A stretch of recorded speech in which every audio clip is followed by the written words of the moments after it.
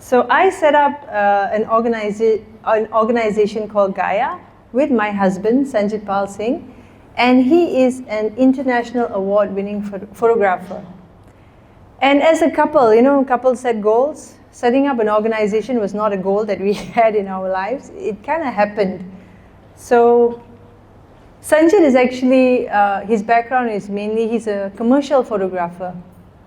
So he used to spend a lot of time with this advertising agency, taking pictures of luxury cars and interiors of buildings and so forth. So whenever he needed a break, he would join me to the forest, and we'll go and look at hornbills, and he'll photograph them. And he used to tell me, it's so nice to be in the forest and work with clients that don't complain. They're just happy to be photographed, however you want. But there were signs that I was destined to work with birds right from a very young age. Here, I grew up in Sentul, and Sentul back in the 80s was very like a kampong, like a village. And we actually reared chickens for meat and for eggs, but to me, they were my pets. So, another very crucial point in my life was a field trip that was conducted in Danube Valley Field Center. So I studied in UMS, University Malaysia Sabah, and I was studying conservation biology at that time. And in the first year, they actually took us on this field excursion to Danum, and it was about a week trip in the forest. And I remember that the bus ride all the way from KK to Lahad Datu is really long, several hours. I think it was more than 8 hours. And the bus broke down and all these things happened. And I remember thinking, where on earth are our lecturers taking us to, Why are they doing this to us, And then we arrived in this beautiful virgin rainforest. And I was blown away. I had never seen this. I was in my early 20s. I had never gone to the rainforest before. And when I saw these giant trees, I was so mesmerized. And my lecturer, who is standing right behind me, Professor Hamid with the brown shirt, he actually, explained how elephants walked through this forest, and you can see that they made this pathway. And I thought he was kidding. I didn't know they had elephants in Malaysia. I thought they were only found in Africa. So that's how little I knew about our wildlife and nature. So in the third year, we are supposed to do our internship. And I thought, I am going back to Danum Valley. Any chance I get, I want to go back to this forest. So I went back there, and I spent about 3 months there to do my internship. And I was exposed to all these different scientists. There were some people studying butterflies, some people studying termites. I think it confused me even more.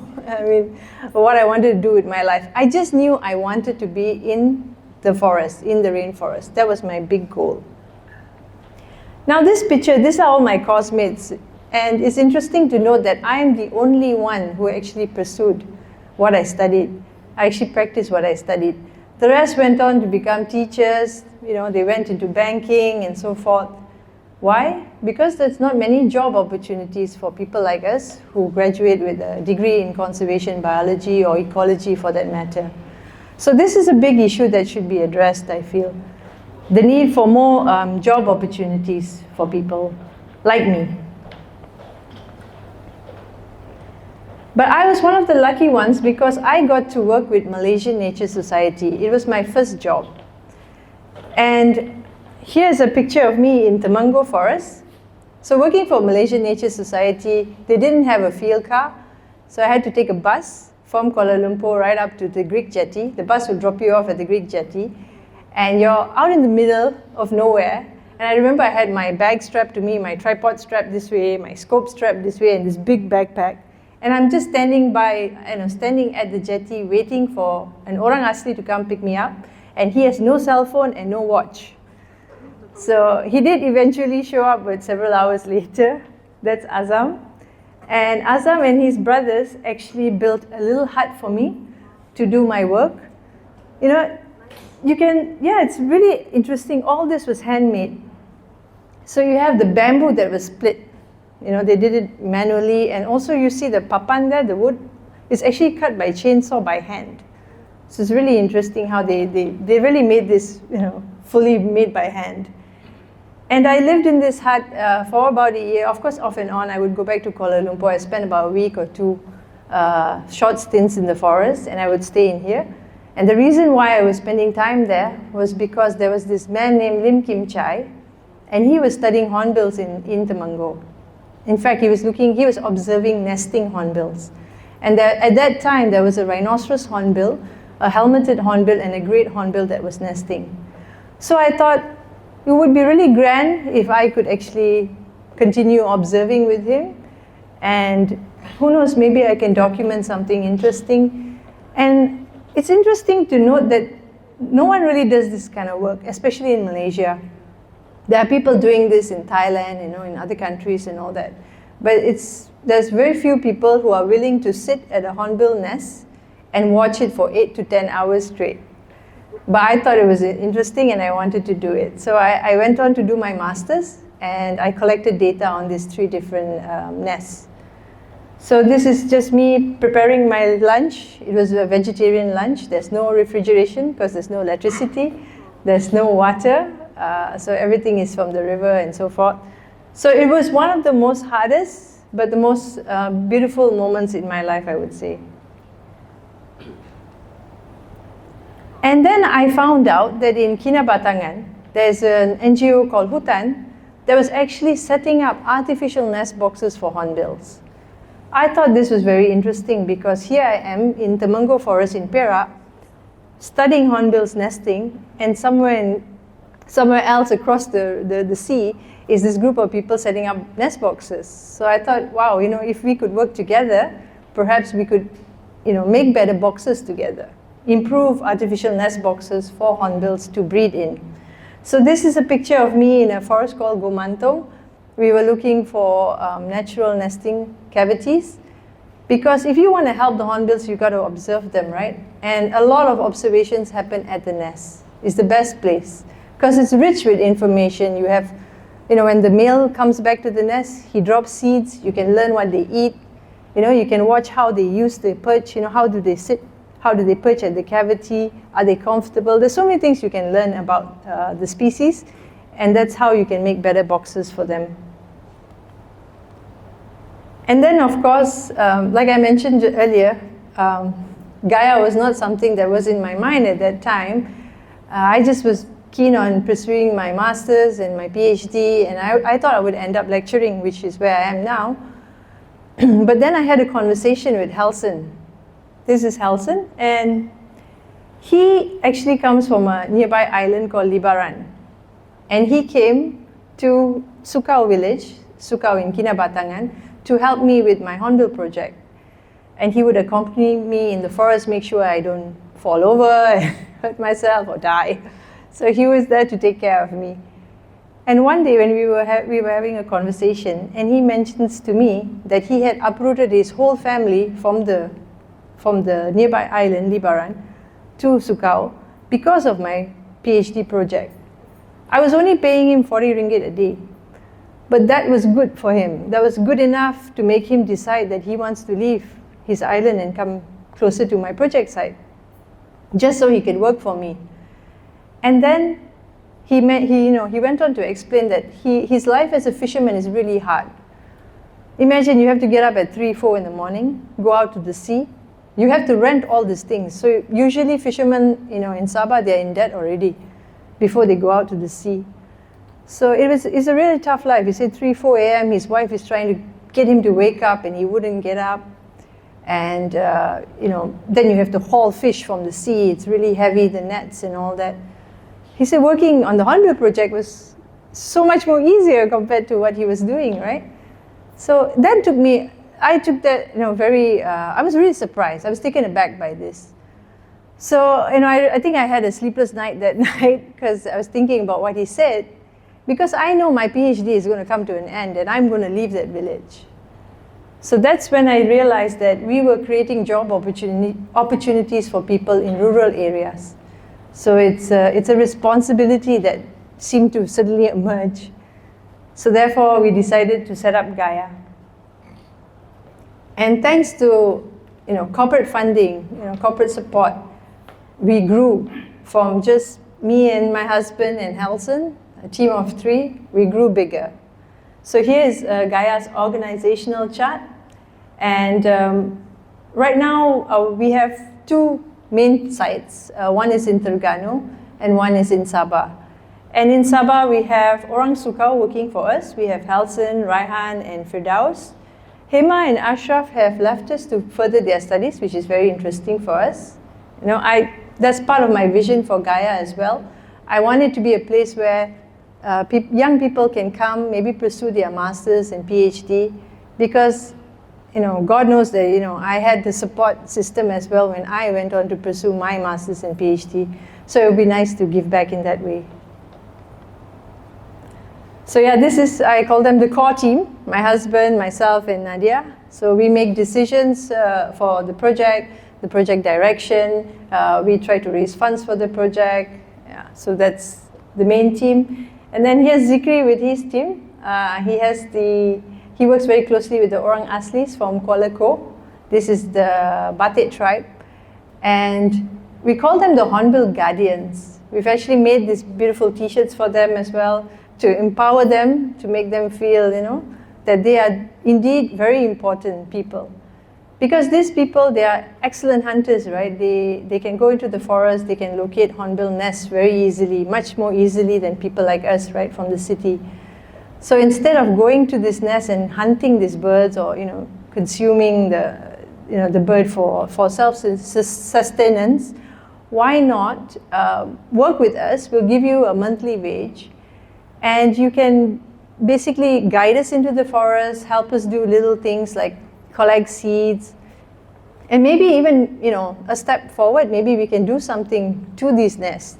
And one of the activities we do is we try to restore cavities that have been used but have become dilapidated over the years. So here's Raihan Raihan is working on the ropes, and Firdaus, very happy up there. He's actually afraid of heights, but not bad, he's learning. The thing about hornbills is they exist in the canopy, right? So you have to have this skill. I've climbed several times, but I just can't do anything once I reach up there.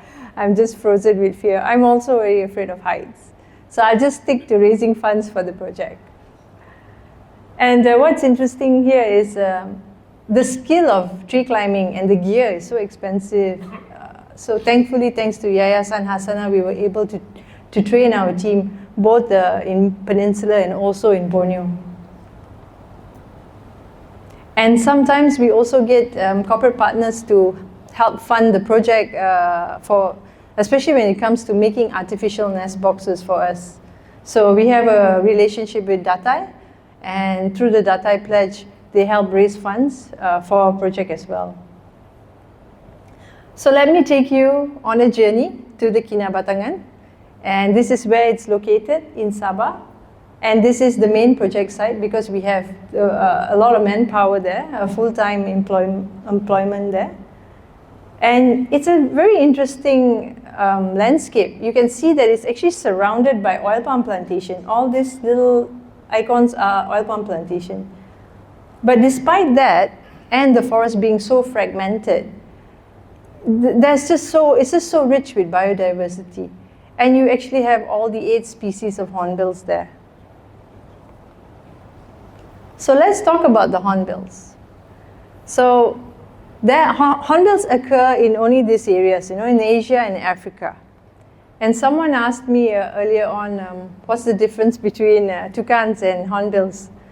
So one easy way to tell the difference is just by the way they look. They both have these very beautiful bills, but hornbills have a casque, the top protrusion above their head.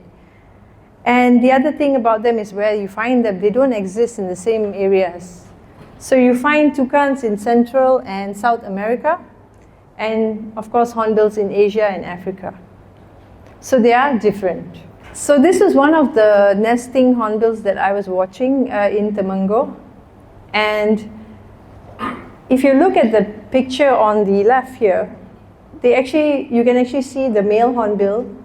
He's coming back with food, and the female is inside the cavity. And it's actually, it's hard to imagine that there's a female that managed to squeeze herself into this cavity. Yeah? It looks very narrow. And if you look at this area here, this darker area, this dark part, it's sealing material that they added on. They're like architecture. They can create their own architecture by adding on the sealing material. Different species use different sealing material. The oriental pied would use mud, for example. This particular species would use feces mashed up with fruits. Whatever they can get, they mash it up together and they stick it on the entrance. But what's so fascinating is they even catch all these different animals like arthropods, like maybe a scorpion. They'll mash it up because of its hard exoskeleton and mix it in the sealing material just to make this more hardier.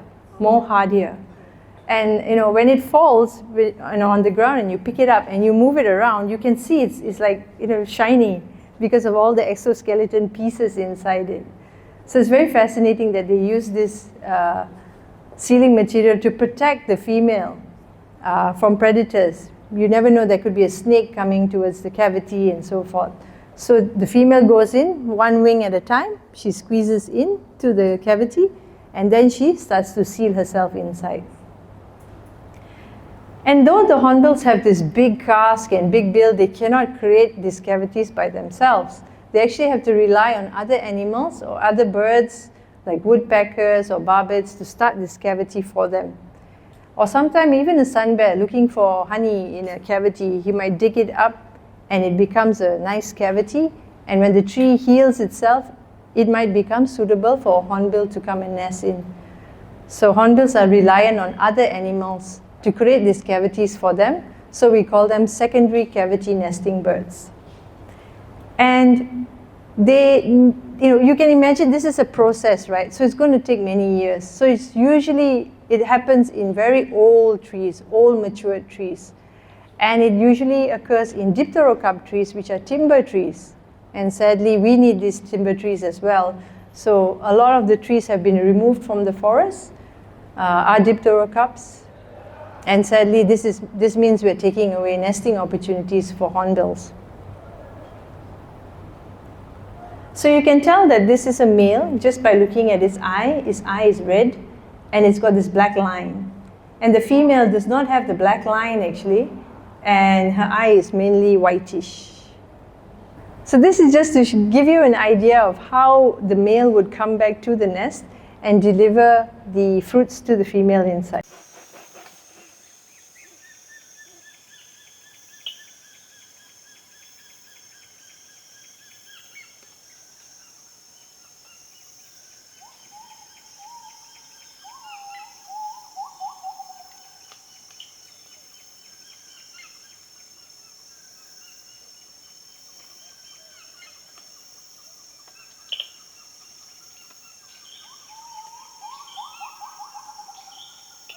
This is a male wreath hornbill, and just like people, right, we have pockets, they have something called a gullet pouch, and that's that yellow part of the bird, and it can keep all these fruits inside its gullet pouch.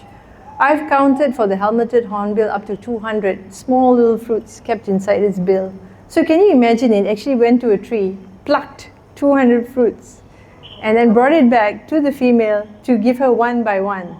The fruits. So it's really amazing, this structure that they have. So a yellow gullet pouch shows that this is a male, and the female inside has a blue gullet pouch. So this is how you differentiate a wreath hornbill apart. And not only fruits, they also eat other birds and other, they eat a lot of protein materials, insects and so forth. Yeah. So this is a very interesting video because it's actually going to regurgitate cicadas.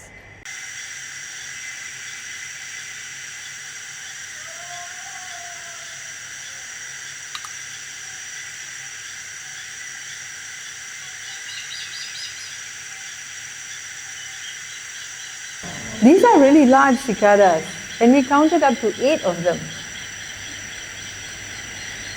And that's the chick demanding for food inside.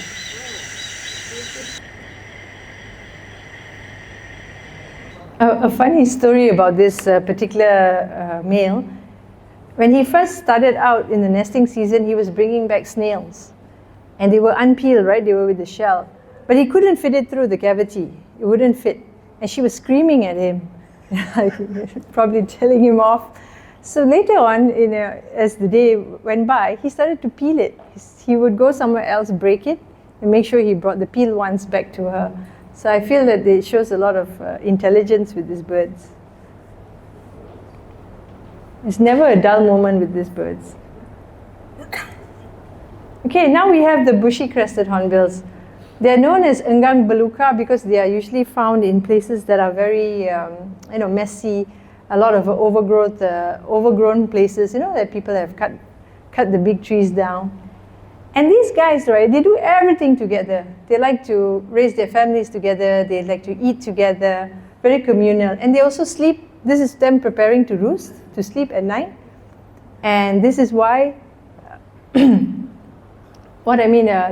this is just an example of how they always are together. But can anyone tell me why? Why from the whole forest, why pick such a thin branch to sleep for the night? Can anyone tell me? Not my teammates, of course. Does anyone have an idea why choose this? Why not choose the bigger tree or something to sleep for the night? So imagine if you were on a very thin branch, right? And you're fast asleep. But if a snake were to come to you in the middle of the night, your branch is going to move, right? Yeah. So it's their alarm system. They're very intelligent. Yeah. So bushy-crested hornbills, they're really fascinating, and I love their sound. Let me play for you their sound. I find it's very magical. So in the forest, we always see them in odd numbers, sevens, this is the sound. It's very magical, right? So bushy-crested hornbills. And then we have the black hornbill, which sounds, we call them the rock stars of the hornbill world. Very coarse sounding birds.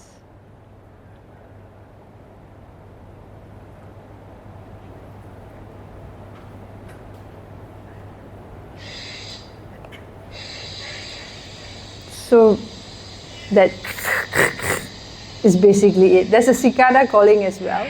That is the black hornbill call. Yeah. Also prefers very disturbed forest areas.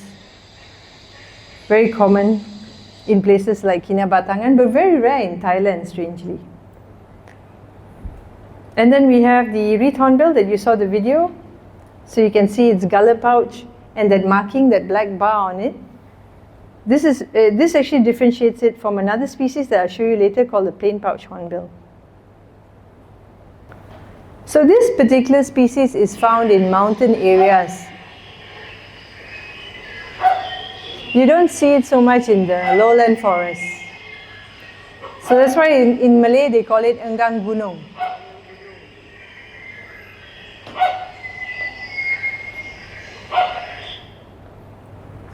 And then we have the great hornbills. Great hornbills in Langkawi, there used to be so many of them, hundreds of them.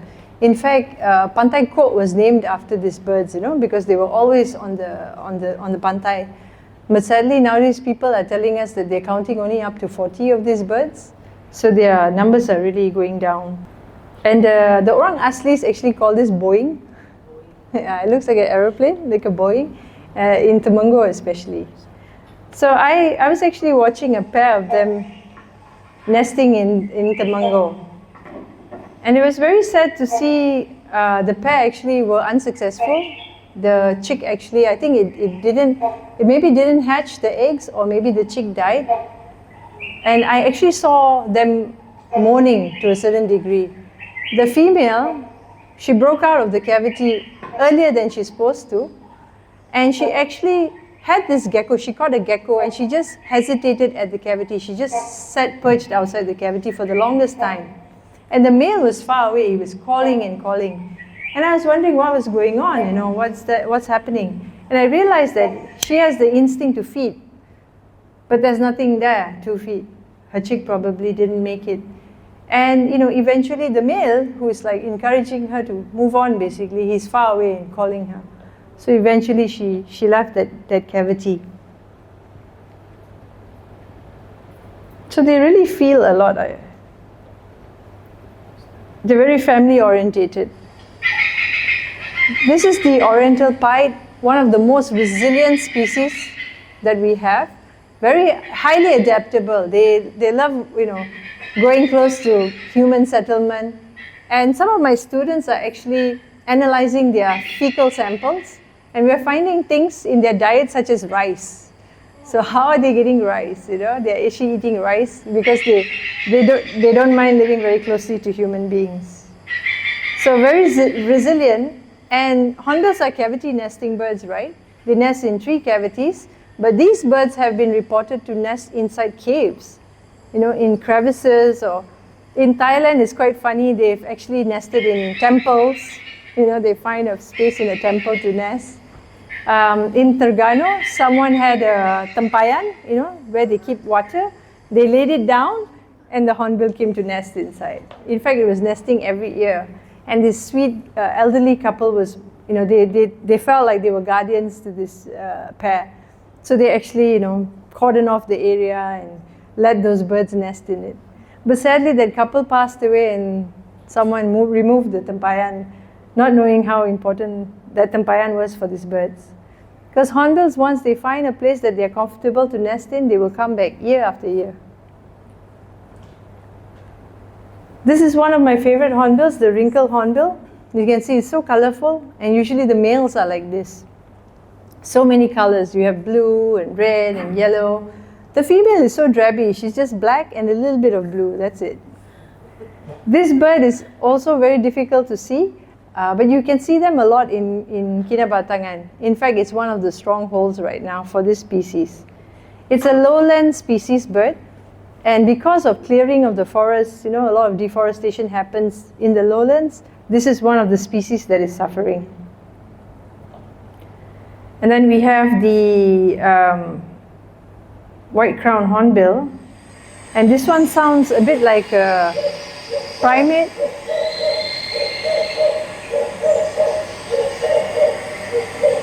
So this particular species is highly carnivorous, likes to go to the ground looking for any insects he can find. And I guess because of this interest in, bugs and insects and other birds, it has evolved to become very silent. When you compare it to the other hornbills, they are quite noisy when they fly by you. But these ones, when they fly by, you don't really hear them. And they don't really call very much. They have this odd behavior of calling in the evenings, just for a short while. These are the plain pouch hornbills, and these hornbills, we kind of borrow them from Thailand. They fly in thousands, We've counted, up to 1,500 in one evening. They come all the way from Thailand, they come to Belum Temenggor, they feed on our forests in September, in August, those months, and then they pair up, and then they go back to Thailand to breed, because apparently there's a particular species of tree that they like to breed in. So they return to Thailand to breed. So it's happening right now actually. It's a bit early in this year. People are sighting them in Kedah. So if you are interested, you can look for it on social media. There are people posting. And this is the critically endangered helmeted hornbill. I'm very fortunate that in my lifetime I've actually seen 3 different pairs nesting. And whenever we found a nesting pair, we try our level best to spend a lot of time observing them, learning as much as we can about this species, because it's going on its way to extinction. A lot of other animals are getting a lot of attention, like the Sumatran rhino and the tiger and so forth. But very little attention is being given to this particular bird. So let me tell you a bit about this bird. This is a male, and you can tell by its gullet pouch. And this is the one that I said, you can see its gullet pouch is really big, so you can imagine he can fill it with 200 little fruits. And this is the male perched at the tree cavity, a knobby-shaped one. And this is the kind of shape that he looks for. It's different from the other hornbills. Other hornbills, they don't mind any type of shape, but for the helmeted, it has to be this kind of a shape. And some scientists say it's something, maybe because it's due to vanity. It has a lovely long tail that it doesn't want to spoil. So he wants to perch, comfortably. Other scientists say it's because of his head. His head is solid compared to all the other hornbills. They are hollow. This is heavy, so it's very difficult for it to perch and hang. So it needs to perch comfortably.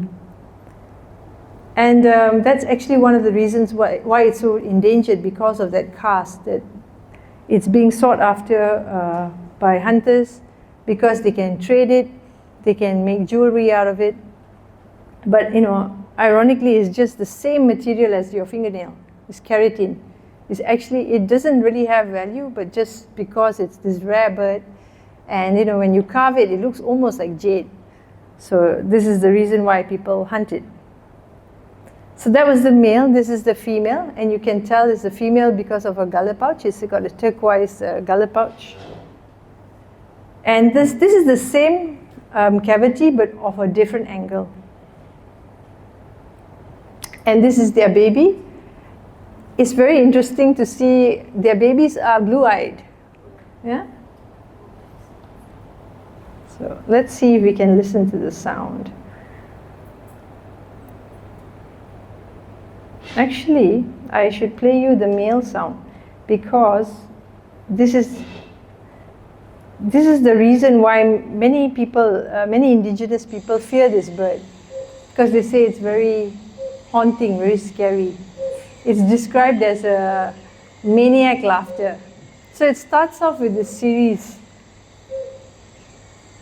of caw, caw, caw, and it gets more rapid.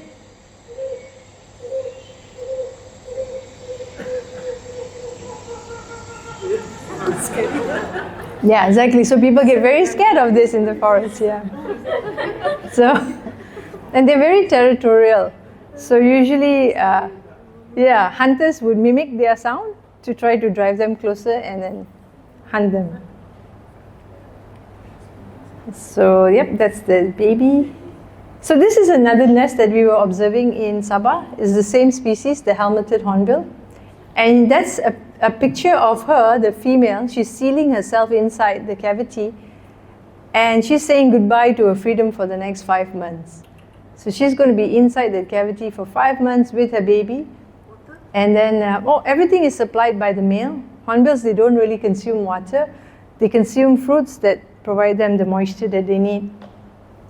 This tree is also endangered. So it's an endangered bird who's living in an endangered tree. And the tree was, 37 meters high up, the cavity, sorry. The tree itself was over 50 meters. And it's falling apart. You can see it's lost its bark, and a lot of termites are invading this tree, so it doesn't have much time left. This nest was used over 5 years, 5 cycles.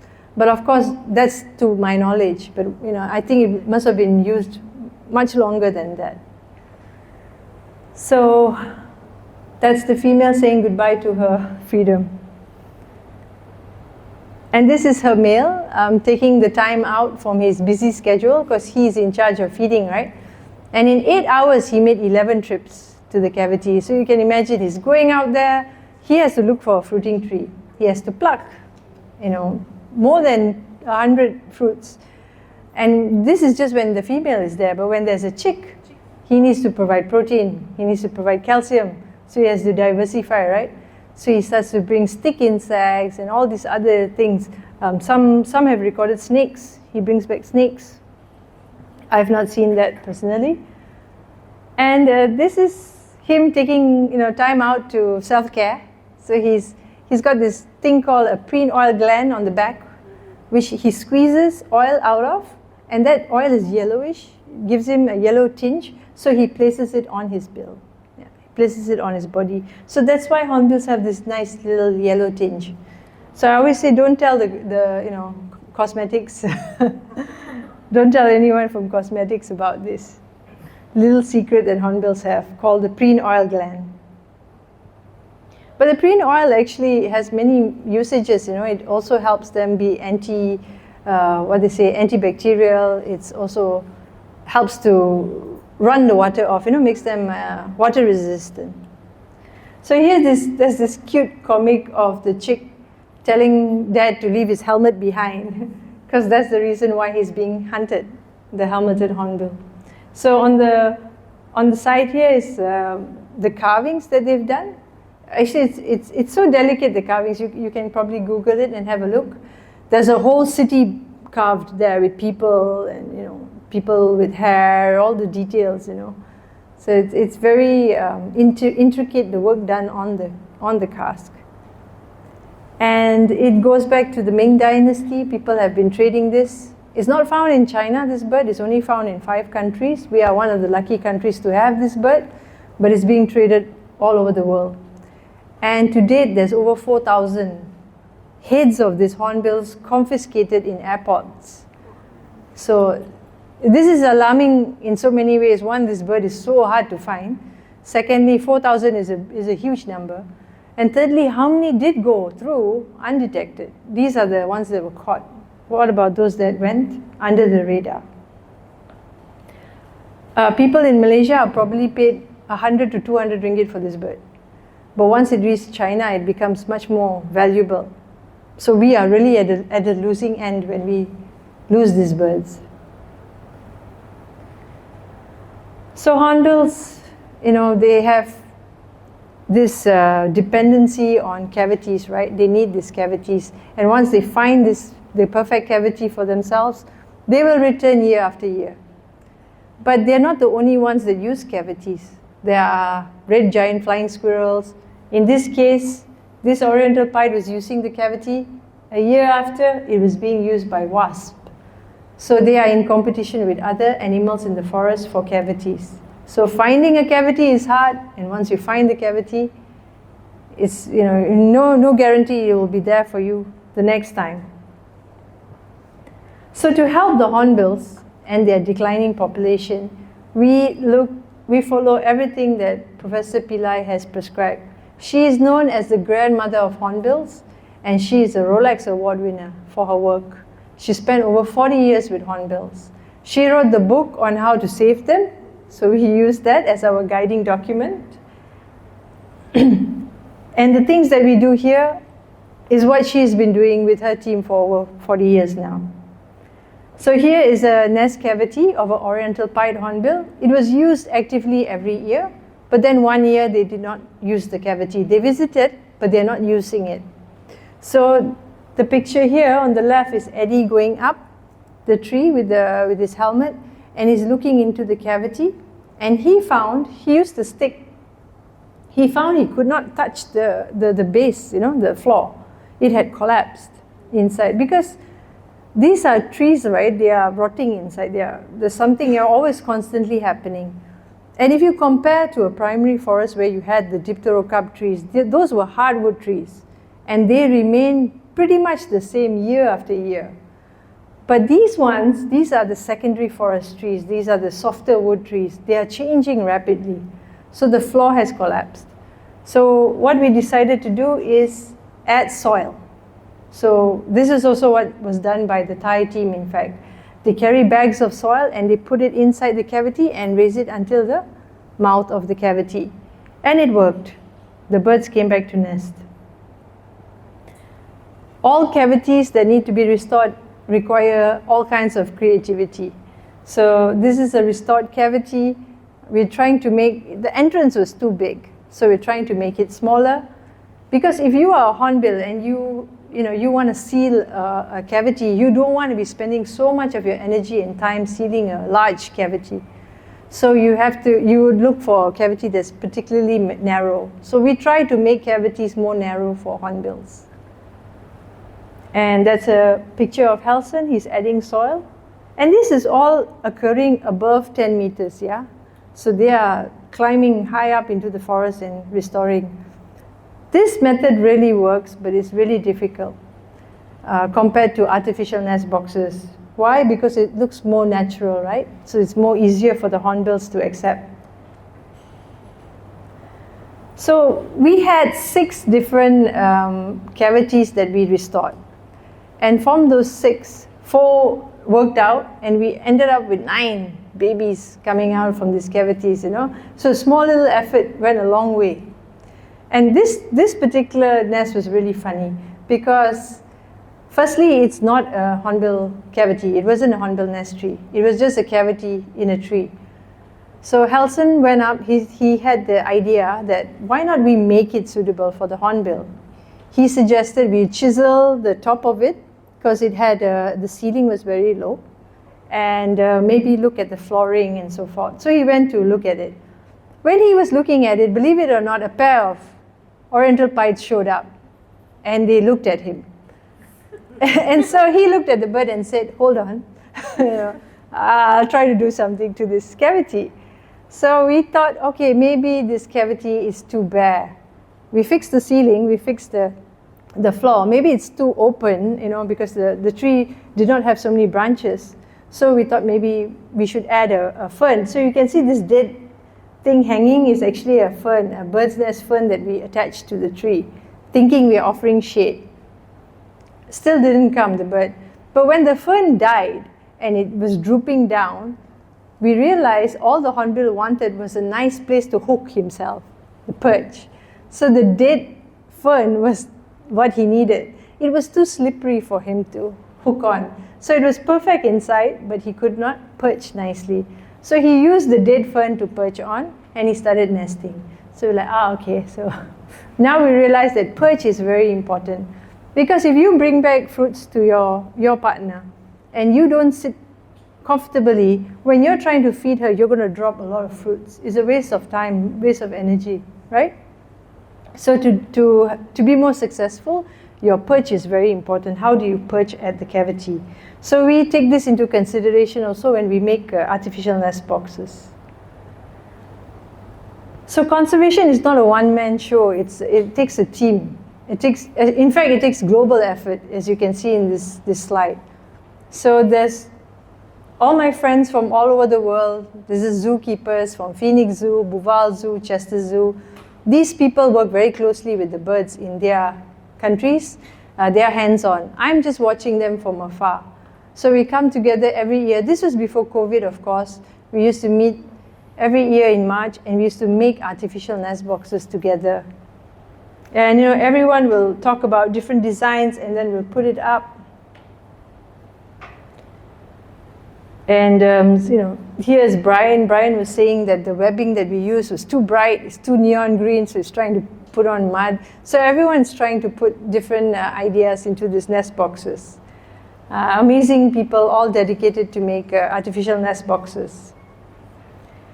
And on the other side, what we were trying to do is we would have data loggers that were measuring humidity and temperature. We were putting this inside natural nests because we wanted to know what is the condition that we need for the artificial nest boxes. And imagine in the middle of the afternoon or at night, look at the temperature.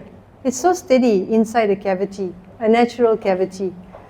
So because of processes like photosynthesis and transpiration, water is always flowing in a tree, right? So that creates this very low temperature setting.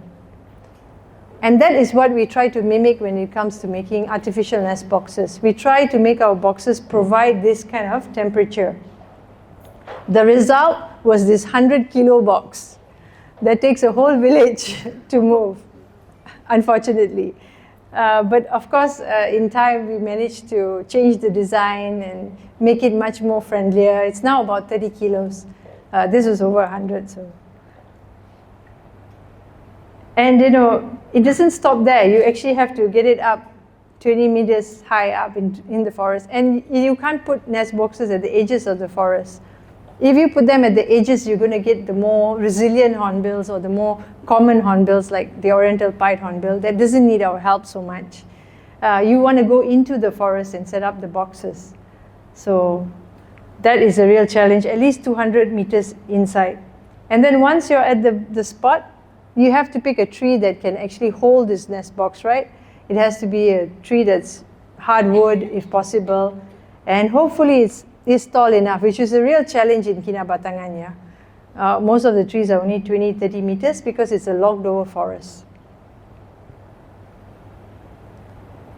So nest boxes, They work for certain species. We've had bushy-crested hornbill, oriental pied hornbill, of course, and rhinoceros hornbill using these boxes.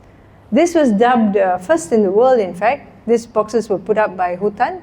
They pioneered this project, the nest boxes in Kinabatangan. And over time, the pairs started coming back year after year to nest. So they had six rhinoceros hornbill chicks. So very exciting news for us. And it was dubbed the world's first because at that time, rhinoceros hornbill weren't taking to nest boxes yet. But I hear in Thailand they have started to nest in boxes as well. And sometimes after all your hard work, you don't really get hornbills nesting in your boxes. You get other things. So when you open up the box, you see this alien structure inside. Can anyone recognize this? Stingless bees, yeah? So I was very disheartened when I saw this. I was like, oh no, our nest boxes, all that time, that money, that effort, and now we got stingless bees. And my friends were teasing me and saying, hey, you have a fundraising opportunity here. You can sell, the honey from these stingless bees. But then I found a paper, a journal that said, it was about this scientist studying this particular species. And he said that they prefer places that are very low temperature, high humidity. So our boxes are working. They are actually providing that condition. It's just that other species find it interesting as well. But I can't find anything encouraging about this. So this is a monitor lizard coming to the nest box in search of eggs. Yeah. But we learned something about this. Do not rest the nest boxes on tree branches because branches act like a highway, right? So animals, all these predators can walk on the branches and into the entrance. So now we put it right on the bark of the tree. We try not to rest it on branches, which means more work for the team, of course. It's easier to rest it on a branch. And this cutie fellow, the red giant flying squirrel, this nest box was actually targeted for the helmeted hornbill. It took 2 days to get the box to site because this was a limestone hill and we're carrying a box that's 100 kilos. And we had to carry bags of all the equipment. The climbing gear is not light as well. So it was a 2-day affair, and we tried to put it as high as possible. It was over 30 meters high up. But when Eddie was putting it up, he looked up and he saw the squirrel right at the top. And the squirrel was watching him as he was putting this box up. And within the next month, she was already nursing her babies in here. So she took over, not the critically endangered helmeted, unfortunately. But we left her alone. It's good that something found use for it. In Thailand, interestingly, their nest boxes are destroyed by helmeted hornbills. Remember I told you it has a very heavy casque? It actually uses that casque to headbutt. So it fights with other helmeted hornbills by headbutting in midair. So it doesn't like nest boxes. It actually broke a box with its head as well. So it's very interesting. So yes, we've had no luck with helmeted hornbills. We still don't know a lot of things, like why is it that only 3 species are using our nest boxes? What about the other species? Why is it the camera traps that we place to watch these nest boxes, why are we not seeing all the species at least come and visit the box, at least have a look at it? We don't see white-crowned hornbills coming to the nest box. So we don't know what they need. Maybe it's a design thing, maybe they just don't like artificial structures. There's so much more we need to learn about the hornbills. So these are just some articles to show we were featured in. Recently we put up 2 artificial nest boxes in Terengganu, in a durian estate. And the reason why is because there's great hornbills in that area. They were actually nesting in durian trees. And these durian trees were over 100 years old. So somehow this particular species, they tend to have cavities, durian trees. And because it was over 100 years, it fell naturally due to old age. So we tried to offer some sort of replacement. But we've had no success yet. It's been about 2 years. But they are visiting the nest. We've caught them on camera traps, at least looking inside, peeking into the cavity. So we've also been featured in the NST. I'm known as the Hornbill Girl. So what's the big fuss about the hornbills? Why do we even bother? Why do we need to conserve them? Why not, if they die out, how does it impact us? So here is what we call the flying gardeners. And they share one thing in common, is they're excellent seed dispersers. So the flying fox is, usually people, especially after COVID, people don't like bats. But if you love durians, right, they are the pollinators of your flowers, the durian flowers. And I was in Perlis with a team of bat experts. I remember this was at 9 at night and we were in the durian orchard. And, in the dead of night, all the farmers go to bed very early. So 9 o'clock felt like it was 1 in the morning. And it was so silent. And then you see all these bats coming because that's the time the flowers bloomed, the durian flowers. And it's only a few hours and all the bats would come, pollinate the flowers, and then the flowers would start to drop. So in the silence of the night, they're working hard, and they're actually doing something for us. It's called an ecological service. But of course, people tend to get the wrong idea. They say, oh, it went to my flower fell, it spoiled my flower. But actually, without bats, you don't get your durians. And so hornbills and flying foxes, one works at night, one works in the day, they spread seeds. And in the next slide I have here, seeds that I collected from underneath a nest of a hornbill. And these are ilang-ilang seeds. I think the women would be more familiar with ilang-ilang. It's the beautiful fragrant flower, right? It's a very nice fragrance. And hornbills consume the fruits. And when it goes through their body, right, it's much more fertile and it germinates better. You can see all the seeds are starting to germinate. This all passed through the body of a hornbill. So you can imagine that, it has better chances when it goes through a bird, right? The seeds. Because it's not only taken away, it's also given some sort of fertilizer in the body of the hornbill. And hornbills, they don't have teeth like primates, right? They lack teeth. So they can actually handle, and because they're very large, they can handle very large seeds. So they consume the fruits, they digest the fleshy bits of the fruits, and then they take out the seed, they regurgitate the seed, but usually very far away from the parent tree. So they are spreading the seeds far and wide. And they're doing this service for us free of charge. There's a scientist that said one hornbill is capable of moving 100,000 seeds a year.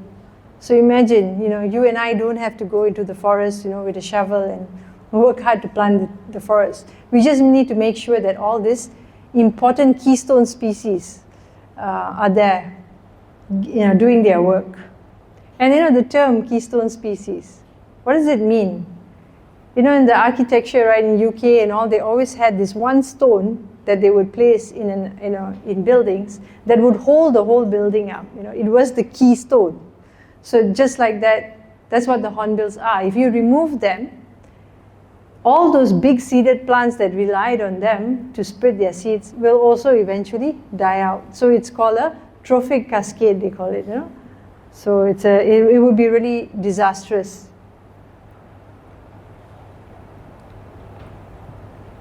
So we actually go to natural nests and we pick up seeds. And all these fallen seeds that don't really stand a chance, because they're falling in the same place, they're aggregated, right? They will most likely die. So we pick them up and we take them to a small plant nursery.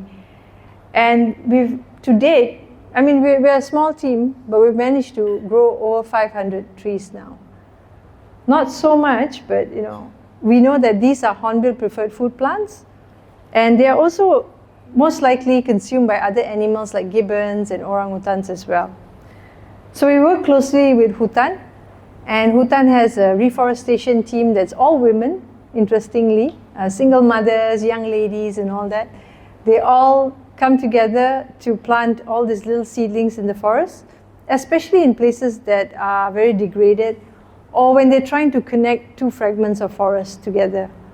So we work with them and we offer them our seedlings for them to use in the forest. This is a very cute picture of Halson during Hari Raya Haji. He's in his Raya outfit, but still his job, I guess, never ends.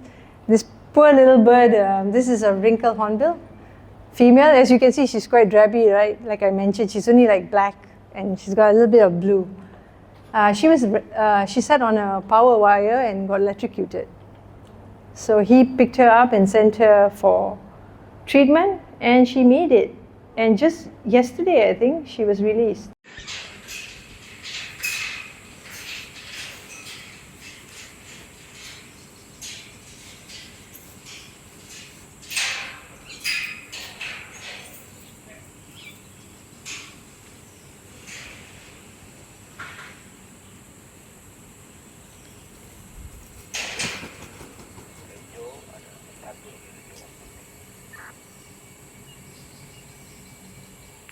But she is blind in one eye now because of the wire hit her neck area.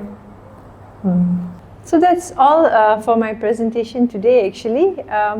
This is our website. I hope you can visit it or just follow us on social media. We have a Facebook page. We have an Instagram page as well. And can I get everyone to take the pledge? So basically, if you scan the QR code, it'll take you to a site that'll just ask you a few questions. Basically is, you are giving your commitment today not to harm the hornbills. You know, when you go out, when you travel, make sure you ask the person selling all those things. You know, we all want to buy something to bring home, right? Always find out the origin of it. It could have been made from ivory, either hornbill ivory or elephant ivory. Just be careful, be mindful. So part of the pledge is you're being mindful to not harm the hornbills. So thank you so much.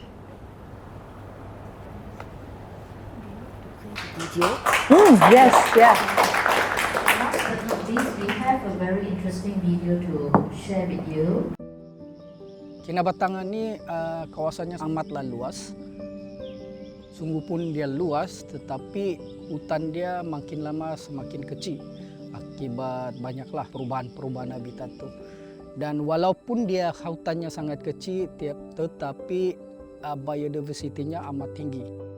Di Kinabatangan ada banyak gajah, orangutan, dan tidak lupa juga nih hornbill. Hornbills, they're very large birds. They can actually consume larger fruits. Because they are flying and covering vast areas, they are actually excellent seed dispersers. So if you take them away from the environment, the trees that relied on them to spread their seeds will also eventually die out as well. So we want to make sure that these birds are safe. So one of the steps is to take the effort to make artificial nest boxes for them. So, salah satu kita punya tujuan untuk meningkatkan populasi burung enggang di Kinabatangan ini adalah mencipta satu kotak sarang tiruan itu. Dan ini baguslah untuk pemulihan populasi di kawasan ini. So hornbills, they are cavity nesting birds. They have to find really tall trees and cavities that are already formed for them to nest in. Despite having that huge casque and that huge bill, they still cannot make these cavities themselves. They're actually reliant on other animals such as a barbet or woodpecker to start this cavity for them. And then sometimes over time the tree will heal and change. And it takes years before it becomes a suitable cavity for the hornbill to use. So you can imagine how long this process takes for a cavity to be formed for a hornbill. Asap! Pemasangan kotak sarang ini sesuai untuk hornbill ini, untuk dia breeding lah, untuk dia bertelur. So these boxes, they are 50 to 60 kilograms and you have to raise them up 20 meters high. It's really a very dangerous task. So that's why we need expert climbers to do this kind of work. Kita ada banyak cabaran sebenarnya, besar cabaran untuk menaikkan kotak sarang ini. Salah satu cabaran dia di mana-mana kawasan adalah pemilihan pokok itu. Sebab kita memilih pokok yang sesuai, terutamanya yang paling bagusnya adalah pokok yang matang. Jadi kotak itu kekal lama di tempat itu. Saya berharaplah nih kotak sarang ini diguna pakai oleh burung hornbill nih. Sebab itu adalah kejayaan besar untuk kami apabila kita melihat anak burung enggang itu keluar dari box itu sendiri. Dan ini satu kebanggaan kita lah.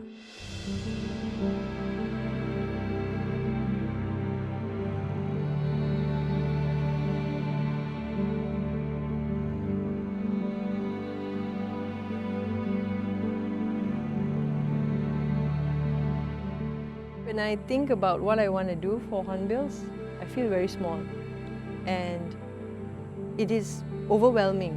But through collaboration, I see how big we can be together.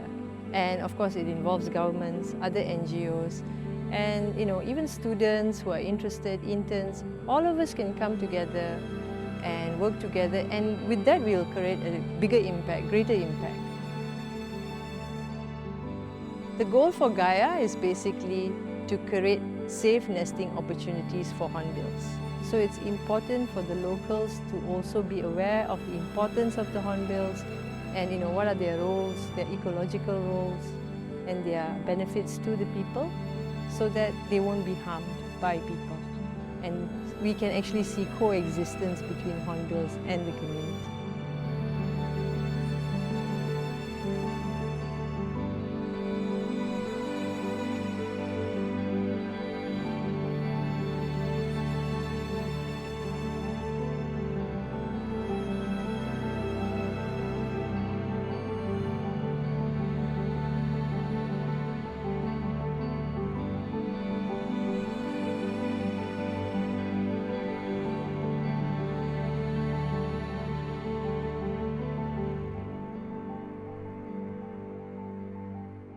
Thank you.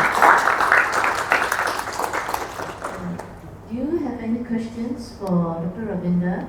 Is hornbill considered an aggressive species? It depends on who you ask. So we do this thing called a Pride campaign where we give people nest boxes. We donate it to the orang kampung to put it up, right? And usually there was one kampung that fought over it. Everyone wanted it on their tree. But there was one kampung that said, don't you dare put up a nest box because they see the hornbills coming after other birds. So they didn't like that, how even their chickens, their baby chicks, get eaten by hornbills. So it depends, there's also people who, when they mess with the hornbills, like they go to the nest, right? They try to take the baby or the female because they are inside. Yeah, the male will attack. There's also, this guy, he had ended up with stitches because he got attacked by a helmeted hornbill. Yeah. So when the female is inside her nest and she defecates in there, no, she doesn't actually. so they don't, and the baby also doesn't defecate? They actually maintain sanitation. She will angle her cloaca towards the entrance and shoot it out.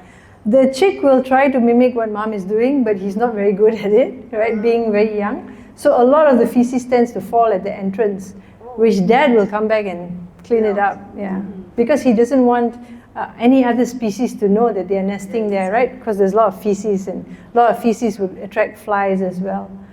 But interestingly, right, in our boxes, after the rhinoceros hornbill has left, there is a thick layer of seeds. They actually line the boxes, seeds, all the fallen seeds they actually put as a lining. And sometimes she will also pluck her feathers and use it as a lining as well. Maybe it's to help absorb all the feces and all from the chick. How long is the lifespan? It depends on species, Some are 30 years and so, in captivity, yes? I just want to know, you spoke about the three islands where this hornbill actually. Can we actually plant that in Malaysia or something? I'm also really curious because it's a Tetramilis nudiflora, which if I'm not mistaken, we do have them here as well. I don't know, maybe Zikri, have you heard of this tree before? Tetramilis. We have, right? So this is what I was told by the Thai team, because a lot of the trees were this particular species. But maybe because in Thailand, as you go further, they have four seasons, right? So maybe that might be a factor as well. But they don't seem to be nesting. But then again, maybe they are. We just haven't found it. We haven't had luck yet. Yeah. How many chicks do usually Hornbills have. one? It depends on species again. So the oriental pied, which is very resilient, very successful, it can lay 4 eggs, and maybe 2 might, come to life and survive. But like the helmeted hornbill, only 1 usually. But no one really knows because it's really high up. No one really knows how many eggs were laid. But usually only 1 chick survives. Yeah. The stronger will survive. Yeah. The king is Oh, there was interestingly this video that was put up inside the nest of a oriental pied hornbill in Singapore, and the youngest, the last to hatch, was torn up by the female and fed to the siblings. So I'm the youngest in my family. I wouldn't have survived if I was a hornbill, yeah. Because it was the weakest, right? It was the last to get the food and all that, yeah. Thanks, Dr. Ravinder. Thank you for all your attention and your questions and answers and attending the talk today.